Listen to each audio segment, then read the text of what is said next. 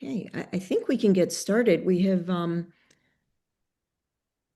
50 folks who have joined already, so I think we should get going. So good afternoon, everyone, and it might be good evening or good morning, depending on where you are in the world. And thank you for joining us for this very special event with the director of the newly established Center for Expanding Viewpoints in Higher Education, Eitan Hersh. Um, This webinar is really a collaborative effort between the Office of Alumni Engagement and the Tufts Alumni Council. My name is Elizabeth Amador, and I'm the president of the Tufts Alumni Council. The council, for those of you who don't know, is the elected leadership body of the Tufts University Alumni Association, which represents more than 130,000 graduates worldwide. And it acts as the governing body for alumni affairs and works to increase alumni participation in donations and volunteer efforts and engagement initiatives, and manages the processes around alumni trustee elections and alumni awards. So, as president of the Alumni Council, I've been really fortunate to hear our guest today, Eitan, speak at various meetings. And I realized early on that there is overwhelming interest in hearing more about the center and about Eitan from Eitan and about the center from Eitan himself. So when we initially started planning this and asked Eitan to speak, we realized there was an opportunity to bring this topic to the larger community of alumni. And so here we are today. So in our conversation today, we'll have a chance to hear more about Eitan's background and the impetus for starting the center. We've worked the pre-submitted questions in our conversation today. So some questions were variations of the same, and we've combined them. So if you submitted one, the question that I asked may sound a little bit different than the one that you sent in. So before we get started, here's a little bit more about Eitan. Eitan Hersh is a professor in the Department of Political Science and the inaugural director of the Center for Expanding Viewpoints in Higher Education at Tufts. His research focuses on U.S. elections and civic participation. Eitan is the author of Politics is for Power and Hacking the Electorate, as well as scholarly articles. Eitan started his higher education right here at Tufts, graduating with a degree in philosophy in 2005. In fact, we did get one question about your time as a student here, Eitan, that we'll come back to later. He went on to earn his PhD from Harvard in 2011 and served as assistant professor of political science at Yale from 2011 to 2017. His public writings have appeared in publications such as the New York Times, USA Today, The Atlantic, Politico, and the Boston Globe. Eitan regularly testifies in voting rights court cases and has appeared before the U.S. Senate on the role of data analytics in political campaigns. He teaches courses on elections, American conservatism, and technology and politics. He's also written on topics ranging from anti-Semitism and the political consequences of terrorist attacks to the politicization in healthcare delivery and the opioid crisis. For his teaching, research, and campus leadership, Eitan has received national recognition for prioritizing viewpoint diversity in higher education. So Eitan, thank you so much for taking the time to be here with us today. I was very excited about this conversation and also kind of sharing you with the rest of the alumni community. So I guess it seems appropriate to start with your time as a student. You were a philosophy major. What drew you to that? And then what was there that sparked your interest in political science? Thank you, Elizabeth. Thank you all for being here. It's nice to see you, Elizabeth, and it's nice to be with everyone else. I hope that all of our alums will come back and visit, including visit our new center here on Talbot Avenue, right across from DeWitt and Hodgdon. Okay, so philosophy major. I just came to Tufts like any other freshman. I just started taking classes. I liked philosophy. I liked that there was a focus on clear writing and clear argumentation, that, the idea that you could in like 3 or 5 pages write like a really concise argument about ethics, about politics, through the lens of the great thinkers over time was just a delight. And so I really enjoyed that as a student. After I graduated college, I went down to Washington and worked in a think tank. And the more I thought about a career, the more I thought it'd be great to be a professor. And what kind of professor should I be? I thought that the kind of work I ended up doing, which was much more quantitative, statistical work, was something that for me would be like a better career fit. And one thing it's enabled me to do is have a career in which I do academic writing, but a lot of my work takes me, as you mentioned, to court cases about elections, or to consulting on polling and survey data. So, I've been able to carve out a job that is both academic, but also that has a foot in the public domain. I think it's through that focus on contemporary quantitative analysis of politics that I've gotten through political science. So how has that kind of evolved in terms of the courses that you teach? Can you tell us a little bit more about those courses? And I know that one in particular has turned out to be a huge hit, American Conservatism. Can you tell us more Sure. about it? Yeah. So, I've taught a number of different kinds of courses over my 15 years as a faculty member, first at Yale and then here at Tufts. And the main bread and butter work that I do, both in research and in teaching, was on US elections. And so I always taught a big lecture course on US elections, and we covered all the topics you would expect, gerrymandering and voter ID laws and money in politics and all that stuff. And over time, what I noticed is that the students had less and less exposure, it seemed, to different sides of these various conflicts. So, for example, I remember, I think it was probably around 2021, I was teaching my elections course and we were talking about Citizens United. And I have my students read that famous court case, both the majority opinion and the dissenting opinions. And, I did what I thought anyone would do in the situation of being a teacher on those issues and say, okay, well, here's what the majority opinion thought. What are their values? How is their interpretation of the law? What's the evidence that they're basing their opinions on? And same thing with the dissenting opinions. And I remember students coming up to me and saying, this is the third time we've learned about Citizens United. First in high school in AP US government or something like this, and then in an intro class. And now this is the third time. This is the first time that anyone told us what the majority opinion was. And that really surprised me. I couldn't believe that students had learned about this case and never really been exposed to what essentially was the conservative position, the prevailing position that is the law of the land about this issue. And in that time around 2021, I really got the sense that across a range of issues, students were just not accustomed to learning deeply about values and ideas that they disagree with, not just about elections, but in a whole range of issues. And that's when I had this idea to put together, maybe it's 2022, I started really researching, putting together a course on public policy, but with a focus on conservatism. And so this is a bit of a crash course in what contemporary conservatism means. And obviously it means a lot of different things to different people. But then it's mostly a topics course. We cover regulation and the welfare state and capitalism, and we cover family policy and the role of religion in public life, and guns and crime and affirmative action, and all these issues with a focus on what are the issues that conservatives care about. Not to say that all of the class material is about conservative perspectives, but we're oftentimes asking questions that conservatives are a lot more interested in than liberals. And so I started teaching this class. I prepared this class in 2022. I started teaching it the spring of 2023.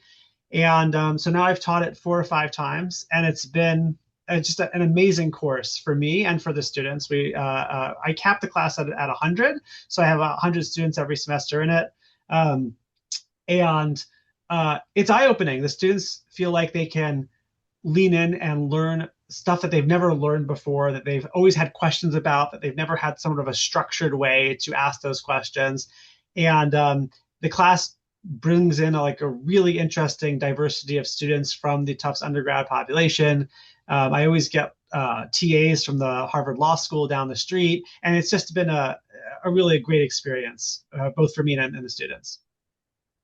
It sounds like it. It sounds like a meaningful content, but having those diverse perspectives, I think I would have enjoyed your class very much. And did this play a role in the idea to start the Center for Expanding Viewpoints? And can you tell us how kind of that came to be?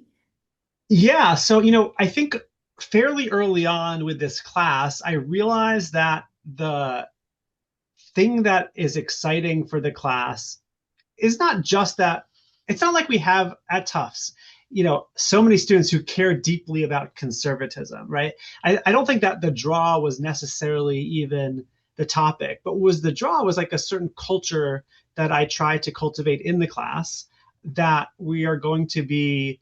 First of all my classes are always offline. I've never allowed any technology in my classes. I never use technology in my classes. I just write on the whiteboard or chalkboard.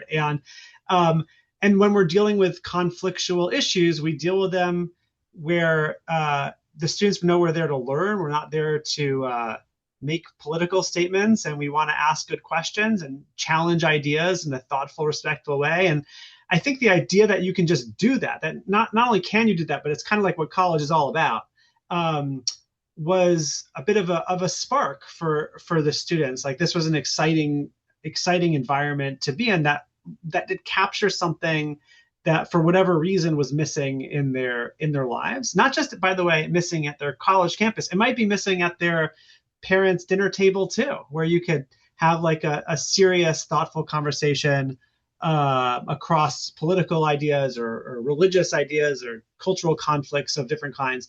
And so we wanted to sort of bottle that up and expand it. And so at the time of, maybe the second or third time I was teaching the class was in this period of campus conflict related to the protest movements following October 7, 2023. And I guess I think the rest of the world perceived the problem that I perceived maybe a couple of years earlier, which stimulated the class to begin with, which is that there really is kind of a cultural problem on our campuses, not just at Tufts, but across the country, about learning, living with people who have really conflicting values as you have, and how do we move forward and learn deeply in a university setting with folks who really come at different things, at ideas with different values from us. And so I think the center is responsive to that cultural problem that has to do, again, beyond college. It has to do with polarization. It has to do with education polarization. It has to do with so many things, but we're taking a big bite out of it at Tufts. So we did have one question about whether there's been pressure from the current administration, from Trump, to do this, to kind of address or support maybe more conservative values. Can you speak to that? Yeah, so I mean, Tufts is thankfully not one of these schools that, as far as I know, is under investigation anyway. This is not the result of like a deal. I think what you see across the country is a lot of schools that are like Tufts, like WashU or NYU, schools that are unlike Tufts, like a bunch of schools in the South, public schools, that are trying to be responsive to a problem. And that problem is how welcoming our schools are to people of different political and religious values, and to what extent we engage in the big questions of life, the big questions of the day, in both the research setting and the teaching setting, in a thoughtful way that learns from as many people as we can. I think the government, both the president and the Congress, are responding to a phenomenon as there's been education polarization. That is, as the college educated population has become very democratic over time, fewer and fewer Americans see the value in what colleges and universities are doing. What are they for, and who are they for? And at the same time, the universities do want to be able to convince the public and the public's representatives in government that we have added value. Really, we have added value, and that added value is not just patents and scientific discoveries, that's really important. But if we want the democratically elected government that we live under to continue to support our work, we for sure want to be responsive to concerns of the government. So the center predates the Trump administration. When I was building the center and building the idea for it, we were in the Biden era and did not imagine a second Trump administration. So no part of the center was really like responsive to the second Trump administration. I would say just the opposite, that the Trump administration itself, I think, is responsive to a broad set of concerns that a lot of folks have had about higher ed for the last many years. That's really interesting. So we had another question, which I think you touched on the answer slightly. And the question is, so do you see similarities in faculty opinions, for example, or student opinions between, let's say, the years since you've been teaching this course and when you were a student? And what changes have you observed? What similarities, and has much changed? It sounds like yes, but can you tell us more about that? Sure. So yeah, I mean, when I was an undergrad here, I mean, I was interested in politics, but I didn't necessarily see myself as political. But I had friends who were both conservatives and liberals, and I remember there was a conservative magazine on campus when I was at Tufts, and I think when I came back to Tufts on faculty in 2017, and I think what happened was that, not just at Tufts, this is really not Tufts specific, this is really at places like Tufts,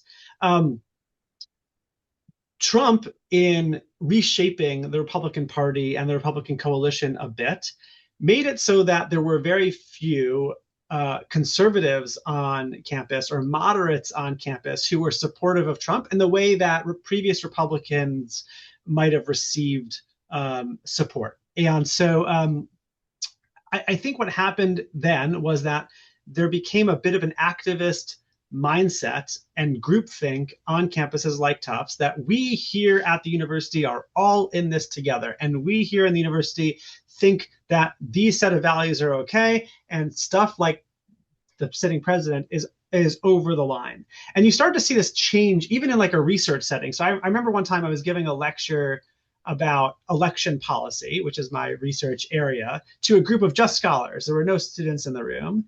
And I can't remember whether it was about voter ID laws. It was about something like this. And someone asked in the audience, what should we do about this? And it took me a second, I wasn't sure who the we was. Are we scholars? Is that we who should be doing something about this public policy? Is it we, some broad progressive coalition that the audience member thought that we were all universally part of? And I think that kind of thinking was quite broad, including among students, where we all have the same views about, say, abortion rights, or we all have the same views about gay rights. And I think that really did change over time, where there was sort of a uniformity of view. Obviously, on top of that, there was a social media phenomenon, which obviously didn't exist when I was in college, which meant that students and faculty could pay a real burden, a cost, a social cost, through how that kind of polarized politics translated to online. They could be publicly shamed for having an opinion that wasn't common. So like a bunch of stuff's happening at the same time. I will say, as much as I think 2016 was a major moment of transition with Trump coming into office, I think 2024 was another big transition. And let me just say one thing about that. In 2016, I was teaching at Yale at the time, but I assume it was the same here at Tufts. Students basically did not know anyone who voted for Trump. 2020, my sense was that was true as well then, that most students were like, again, we're all in this together. There was this group mindset that we, the sort of the educated elite, are on one side and Trump is on the other side. 2024 changed a lot about that, because a lot of our students all of a sudden knew a lot of people, including their peers, who voted for Trump. You had a lot of like I would say there was a common sentiment, particularly among the young men at Tufts, that they might say something like, "I didn't vote for Trump, but I can see it," and it was a different mentality than in the previous two Trump elections. And I think it was essentially a pendulum swinging back from what was perceived as excesses of the Biden years. And so I think that the student culture now, and I wrote about this in the Boston Globe, is actually different than the student culture even 2 or 3 years ago. Because now I think students are a lot more open, a lot more interested in what is the nature of disagreement on these major conflicts of the day than they were 5 years ago or 4 years ago. Okay, thank you for that. Um, so tell us more about the center itself and what exactly happens at the center. Great question. We have so much going on. I hope I don't miss everything. Okay, so what happens at the center? We have, if you came and hang out with us, what you would see is, first of all, we have lots of regular programs. I run a big Wednesday lunch series. You should stop by sometime if you're here. We get maybe 50 or 60 students. We usually bring Is in it a another. physical location? Is there a physical center or Oh is yeah, it? I'm in this physical center at Okay. 97 Talbot. We have a nice little library of great books of Western civilization, and we have a seminar room, and we have a lot of student space. And behind me are about 4 offices that are going to house 8 postdocs that we've hired for next year. So they're all going to start coming in here in the next month or so. And the postdocs are teaching with departments, community health, economics, history, political science. I'm sure I'm missing some. And they're going to be teaching classes and doing research. We have 3 different student boards that plan different things. But we have the various weekly like lunch series and evening workshops. We that cover, the one that I run is called Politics and Culture from All Sides. We had a group this past semester doing an evening meetup to read Marx and critics of liberalism from the right. We have a film series. So there's a bunch of programs going on every week, really. And then there's larger events with guest speakers. We had a research convening this past semester on the regulation of marijuana, pornography, and sports betting. What else have we done? We have 25 freshman fellows coming in the new class of freshmen. So they'll all be in a leadership cohort together and take a year of courses together. So there's so much going on. We have the postdocs and the freshman fellows. We have student boards planning events. We have day-long conferences for students, weekly reading groups. So we're really engaging in a lot of different areas in the university. And that's really just the undergraduate work. Then we've also connected with the medical school, and we're looking to do a lot more. So in these discussions between students, how do you make sure that you're presenting the best arguments for beliefs that you may not necessarily agree with? How difficult is that? And how do you ensure that students wrestle with these topics in a way that's constructive? Yeah, I mean, I think, as a teacher, what I'm trying to do is get really interesting material in front of the students. Some of that material, of course, I personally totally disagree with. Some of it I agree with, but regardless, it doesn't matter. The goal that we're trying to do is understand, what is this author saying? Like, even just trying to understand truly what someone is trying to say is a big endeavor in and of itself. And then figuring out, like, well, why are they saying it? What's the values? What's their evidentiary basis? And then thinking through, like, why might they be wrong? Or is there a leap in their logic? Are there different values that will lead to a different conclusion? That's really what we're doing both at the center and in my classes. And so the trick is really putting really interesting material in front of the students and doing that routine with everything, whether the students agree with it or not. And oftentimes we'll just get some new understanding for ourselves about, like, what is this person saying, and how does that sit with me? And if it doesn't sit right with me, why doesn't it sit right? And I don't know, that's the fun of college. That's right. And in discussing these topics, how do you get students to look at the history behind political movements or certain topics or themes so that they can separate the facts from propaganda and also have the courage to think independently? So even, I mean, today I would think it's even harder with fake news and social media, and really, how do you separate facts from fiction in this world, especially in the context of what you're teaching? Yeah, it's interesting you say that. I like in some ways in my research domain of elections, I think about this a lot because and I'm writing a book about this right now. Like American elections, this is an example, are really well run. Like relative to any time in American history and in any other country, like we have an amazingly successful election system. And yet there are completely false narratives on both the left and the right that are inconsistent with the claim I just made. On the left are all these claims that there's like massive amounts of voter suppression happening, which is like essentially a conspiracy theory. It's not true. On the right, there's a conspiracy theory about fraud. That's also just not true.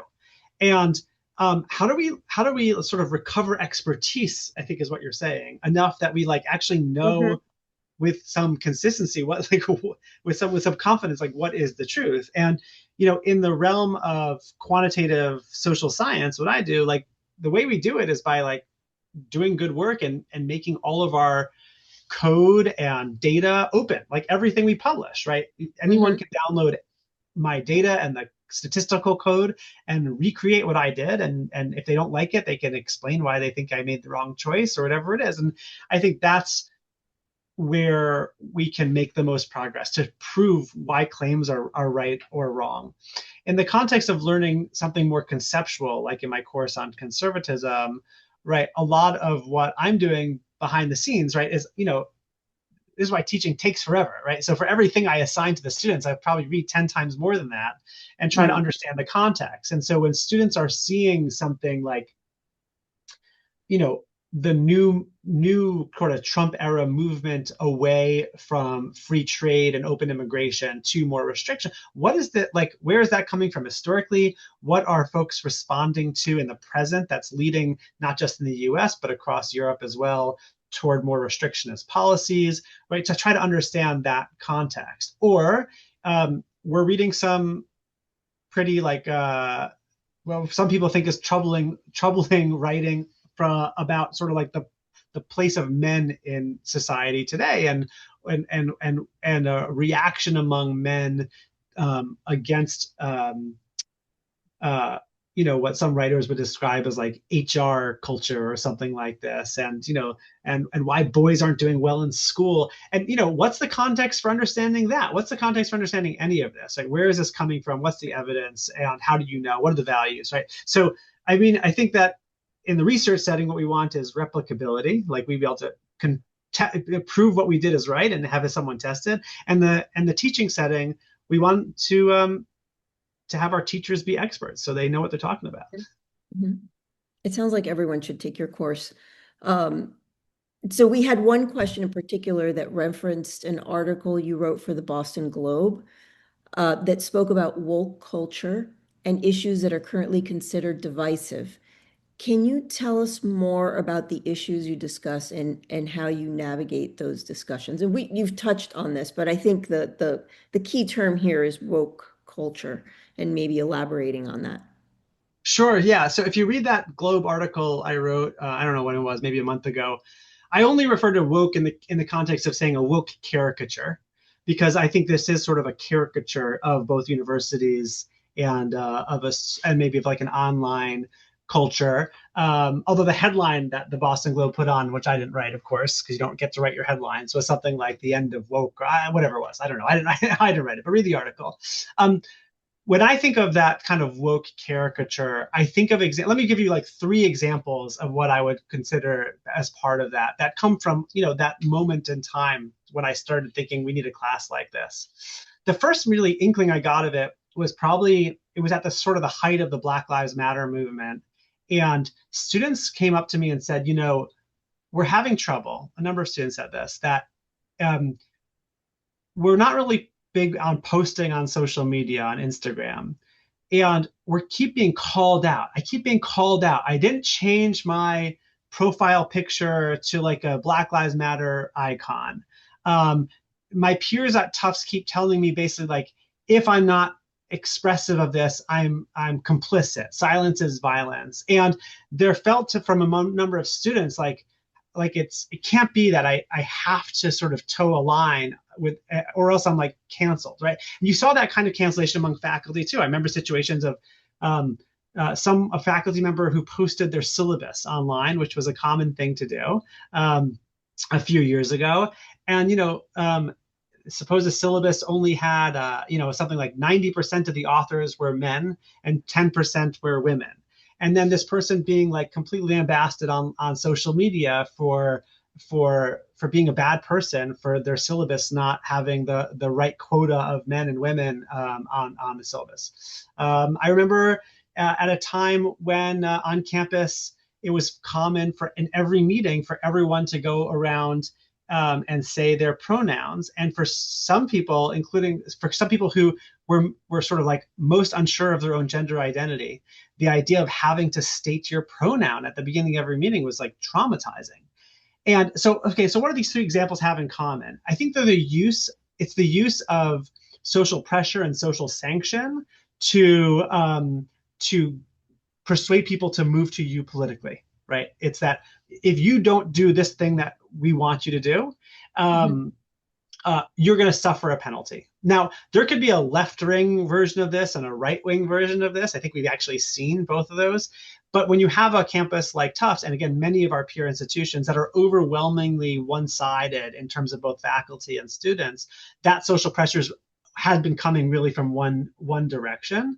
And that I think is counter to the spirit of open inquiry because students, especially, and maybe faculty too, felt like asking a certain question, challenging a certain perspective would have landed them in the outs with their peers. And this stuff is hard, by the way. You still see it today. Like students don't want to say something in class that's going to make them feel ostracized. And even that thing is not even their opinion. Like it could be like their interpretation of a reading. And so it's a persistent problem when you have an environment that's both intellectual and focused on learning, but also it's a place where 18 to 22-year-olds live in dorms with their peers. So interesting.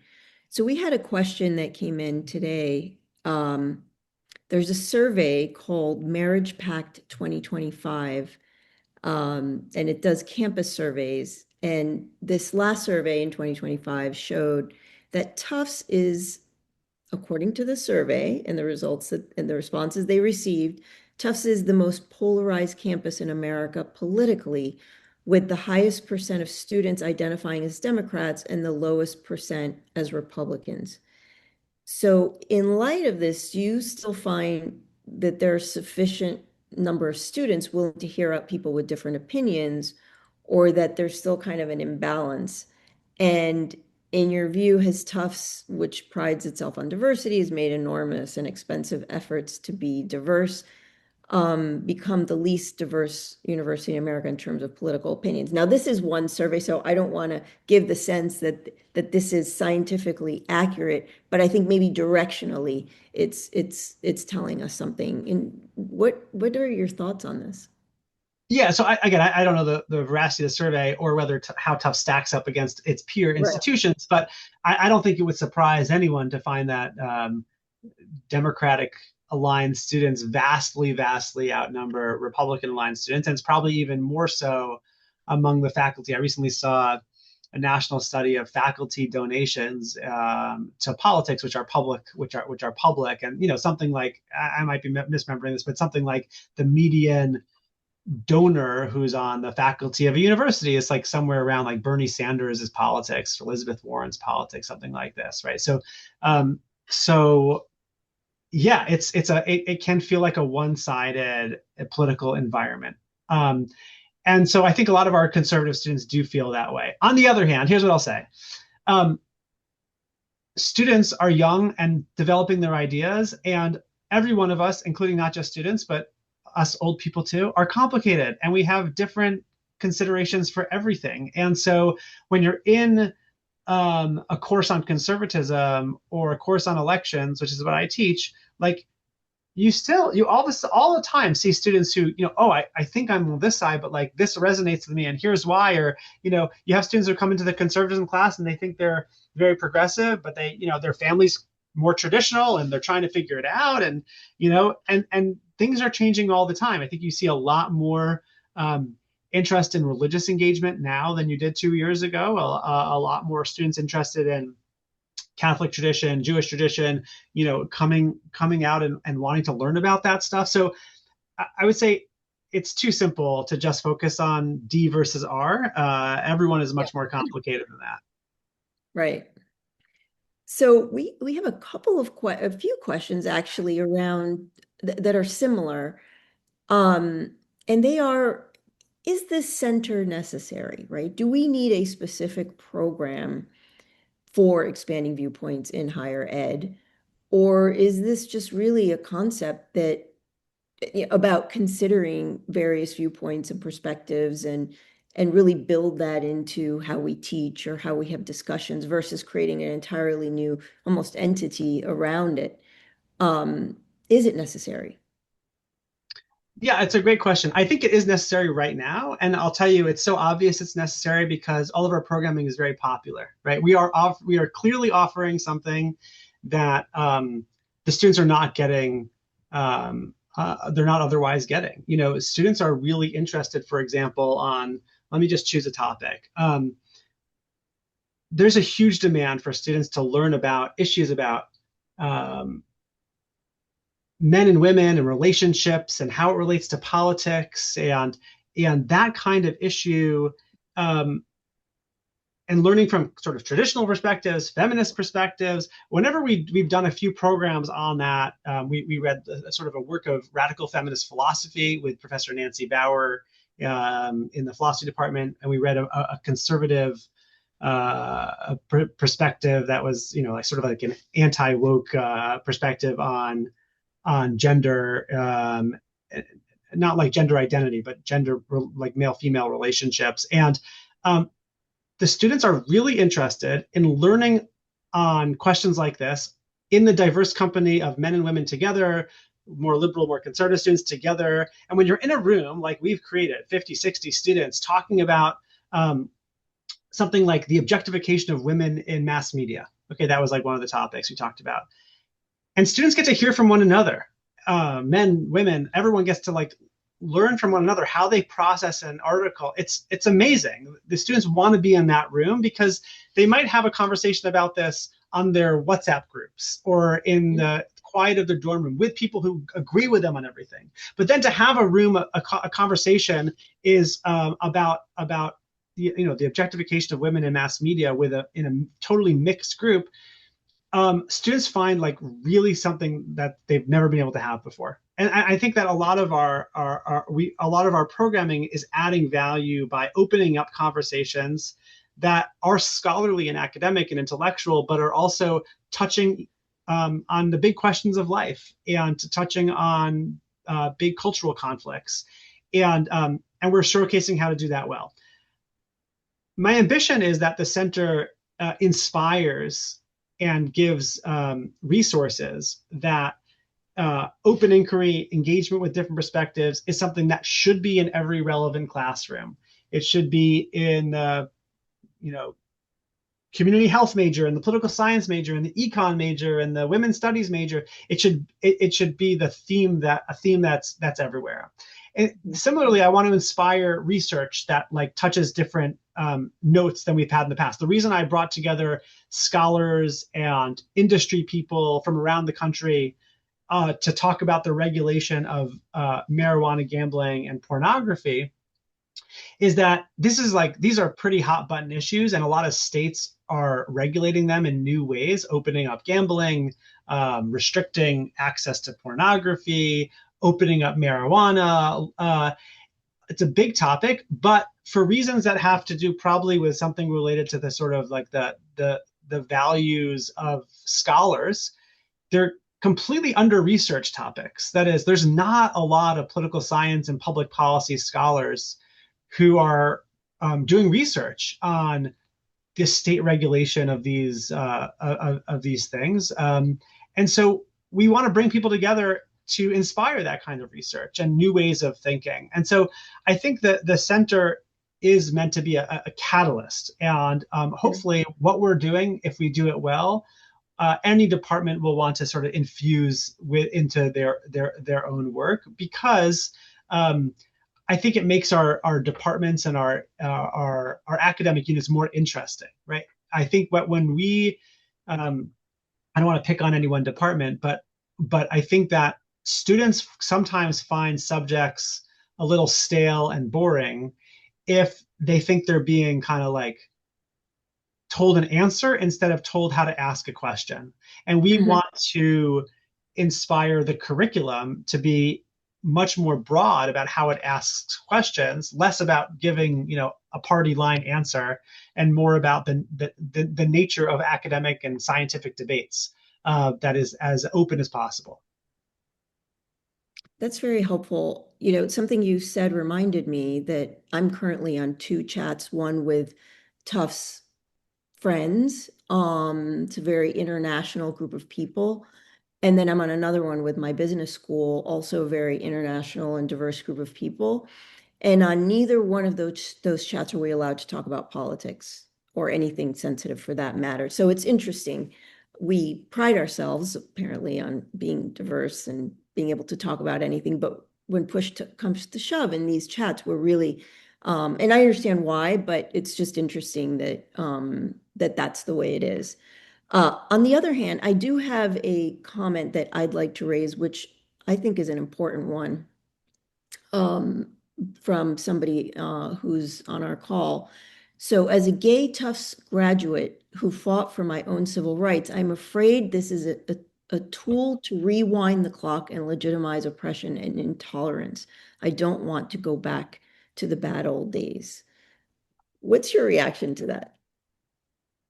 Yeah, so I mean, look, I think we're going to just like your friends chat, right? That there are some times in some places in our life and we don't want to be leaning into a political conversation. And in fact, like even on campus, right, it's not appropriate for your dorm room to be a place of open inquiry and your sports team to be constantly arguing about politics. It's not for everywhere, but there is a version that is absolutely there in a classroom, in a reading group, in our library downstairs, where students want to be able to ask questions about these topics.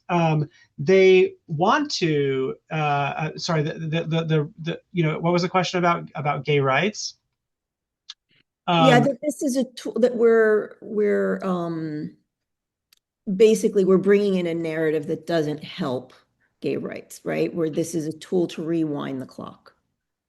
Right. So I think what it's a tool for doing is just like learning openly from different perspectives, right? So within the gay rights community, there's serious divisions about, for example, what about the nature of gender, as it relates to trans identity, what the particular set of policy issues that should be prioritized are. There's plenty of open debates. And in our center, we're not really focused on hosting debates. We're not interested in debating people's, I have a right to this. No, you don't have a right to this. That's not what we're doing. What we're doing is like just learning from important perspectives that we encounter both in scholarly work and in the public domain, right? So when someone sees an article that, say, challenges gay rights or challenges some aspect of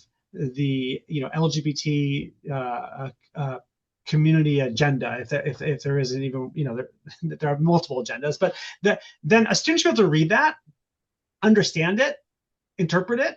Like that's what we're doing. And I think that I'm not saying this about the person who commented, but if you think that like that conversation shouldn't happen, if by even asking the question like what is this argument in politics about? Why is this person arguing for this restriction or this rule? If you like don't want to have that conversation because you're worried that someone might be persuaded by it, we would be in different businesses. Like that's not my business. That's the business of an advocate, but of a scholar and teacher. It's to host that conversation and learn from it in a responsible and thoughtful way. Thank you. So what can alumni do to help to provide and promote political balance at Tufts, or um, this theme around diverse viewpoints and making sure that we have a place? Because it sounds like from what you said, just to summarize why it's needed, you're saying it's needed because it needs to be formalized. It needs to be intentional. It's a catalyst. And your approach is thoughtful. And and so it is important that that exists. So what can alumni do to help? Sure. So I would say two things. Number one is um, model our way of interacting on complex issues. I often send my students home for Thanksgiving and say, like make sure that you're the grown up at the table. Make sure if there's a political debate, take pride in your ability to understand different perspectives, understand where people are coming from, and not let things devolve into a fight. And oftentimes, I do find that our students maybe are modeling better behavior than their parents at the dining room table. Um, and there's lots of ways to do that. It's putting down your phone, and it's engaging with people you love and people you've never met before with that spirit of open inquiry. And the second thing, of course, I have to say is like, come check out our work and support it. There's I would say, especially for people who are sort of skeptical of this, there's a sort of a bad version of everything that I've just described we're doing. It is one in which we sort of are countering one form of groupthink with another form of groupthink. But we are sort of in a culture war against the campuses that have this values. It's not like that. That's not what we're doing, right? And that's what's sort of like delightful if you come to our programming. I'm pretty sure that our center had the only Marx reading group on campus, even though we're also reading a lot of stuff that's focused on the right? Just as we read some kind of contrarian perspectives about gender, we're also reading from the right. Also, we are reading the same things from the left. So we are really modeling how to do this that has this spirit of open inquiry, and it's something that students react so positively to. I'd be worried if we were sort of doing these programs and no one was showing up, but we really like have to pull in chairs to every room that we enter with this mindset. And so, come check us out and support the work if you can. Well, it sounds like you've really tapped into something and that this has evolved very organically. I have to admit that when I first heard about the center, um, I thought, oh, well, this is in some response or kind of preempting anything that the government could do. But understanding more about how it evolved, I see where you were reacting to something that was already there and that you were feeling from the students and the faculty. So I think that's very interesting. Um, is there anything else that you want to share with us that maybe we haven't touched on, or is there anyone on the call who'd like to put another question or comment in the Q&A? We have a few more minutes.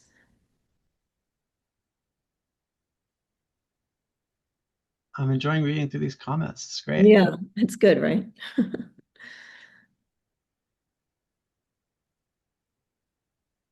Yeah, so there's another comment about sort of like issues similar to the gay rights issue about women's rights and the right to That's right. choose. And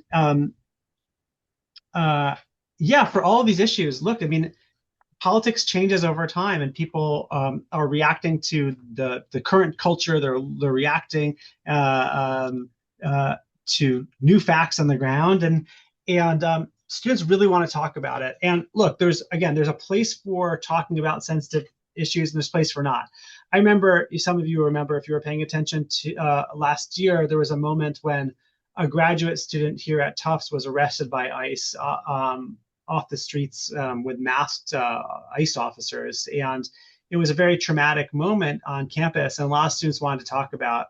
And there's different ways to have that conversation. Some students just wanted to grieve, but some students really wanted to ask like the legal questions. That is like, when a non-citizen is here, what are their First Amendment rights? What are their rights to due process? They really want to know like basic answers to questions that were not about um, maybe like their emotional connection to the public affairs, but to the actual legal thing. And so that was very helpful. So I see people keep Oh, citing a question to ask, to look at. yeah, this is interesting. So someone put in the Q&A, having traveled extensively around the world for 40 plus years, I find that many diverse people in those countries, other countries, find our emphasis on certain policies to be seriously misplaced.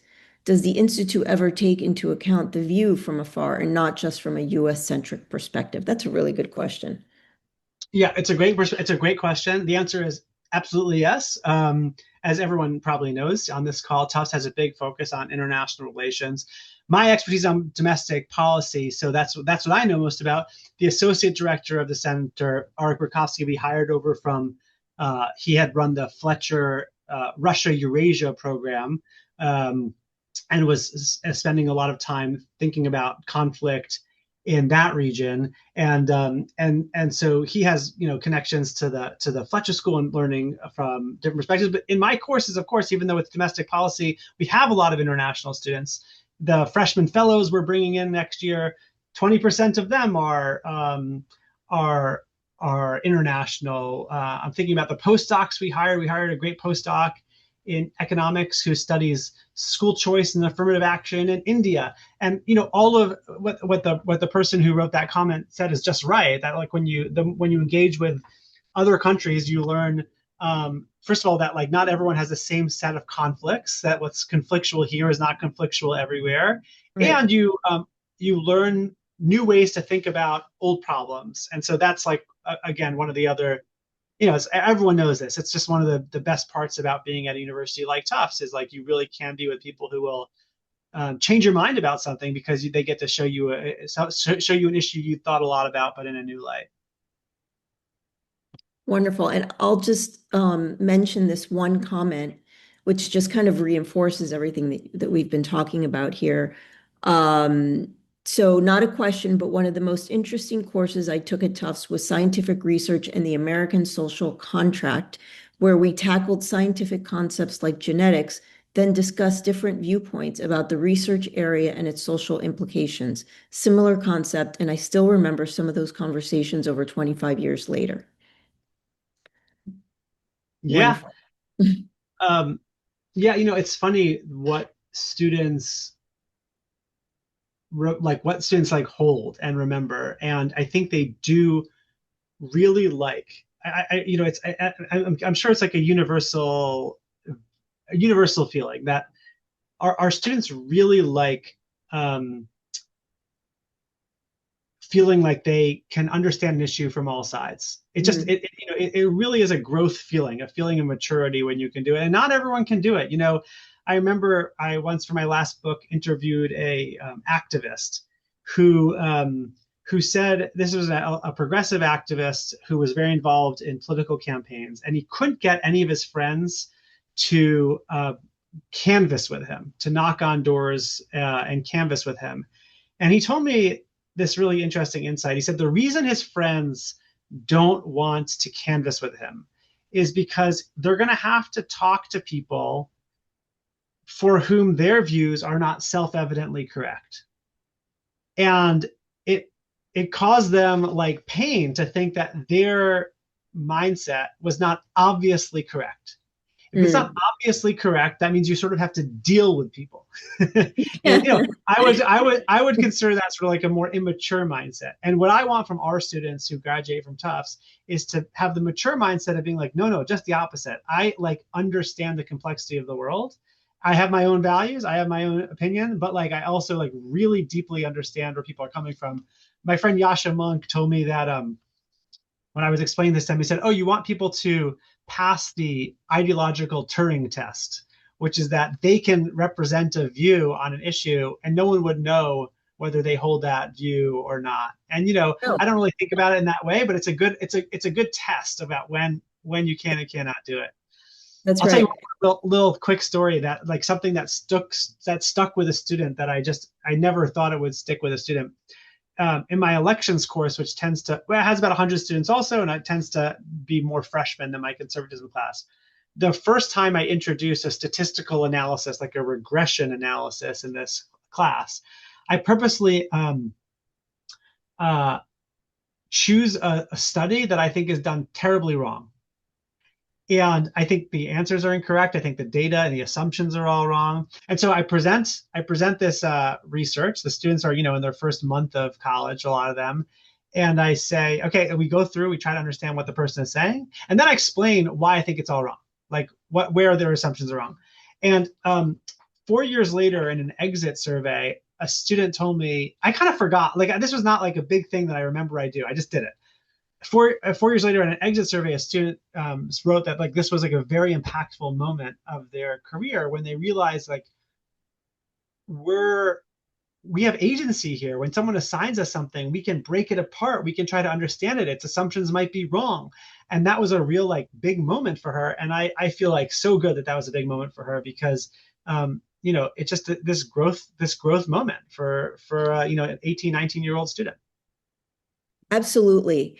And there's a theme actually that I've seen in some of these comments and some previous questions that came in around critical thinking and how this helps promote critical thinking, right? Which is when we think about Tufts and we think about a liberal arts education, often I hear critical thinking. AI is here, AI is going to take our jobs away, but we have critical thinking, right? So, and I think that is maybe related to the example you just gave, and I think it's true that that is one of the skills and that we help students build with during their time at Tufts.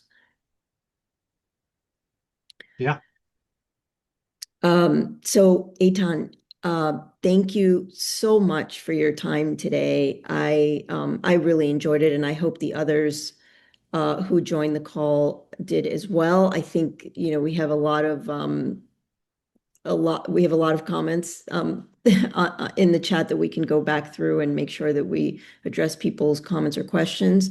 But thank you so much, and I look forward to visiting the center at some point in the future, and I encourage others on the call as well to do so.